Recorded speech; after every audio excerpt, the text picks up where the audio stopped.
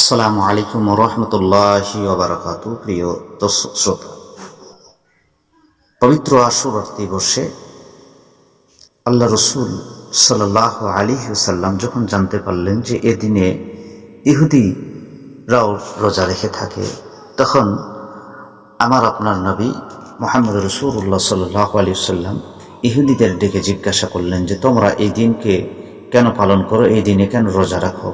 তখন ইহুদিরা বলল, যেহেতু আমাদের নবী হযরত মূসা আলাইহিস সালাতু ওয়াস সালাম এই দিনে তিনি ফেরাউনের হাত থেকে মুক্তি লাভ করেছেন, মুক্তি পেয়েছেন। তিনি দীর্ঘদিন যাবত ফেরাউনের কাছে কৃতদাস হিসেবে ছিলেন। যেহেতু এই দিনে মুক্তি লাভ করেছেন, সেই হিসেবে আল্লাহ পাক যেহেতু তার সেই দিন থেকে মর্যাদা আরো বেশি বৃদ্ধি করে দিয়েছেন, এই দিনটাকে আমরা এই কারণে পালন করে থাকি, এই দিনে রোজা রেখে থাকি। তখন আল্লাহর রাসূল সাল্লাল্লাহু আলাইহি সাল্লাম বলেছেন, আসমান লিতাসিয়া ওয়াল আশুরা।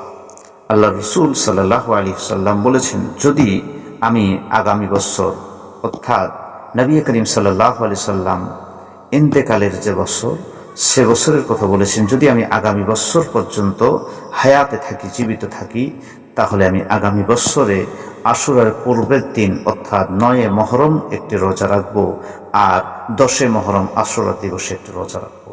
তো এই হিসেবে যেহেতু আল্লাহ রসুল সাল্লাল্লাহু আলাইহি সাল্লাম এই দিনে রোজা রাখা পছন্দ করেছেন, সেই হিসেবে আমরা 9 মুহররম এবং 10 মুহররম আশুরা দিবসে রোজা রাখবো ইনশাল্লাহ।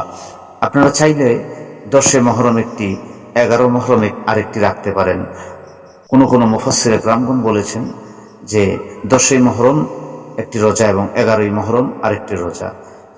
আপনারা 9 মুহররমও রাখতে পারেন এবং 11 মুহররমে আরেকটা রোজা রাখতে পারেন। ইনশাল্লাহ আপনারা সকলে রোজা রাখার চেষ্টা করবেন।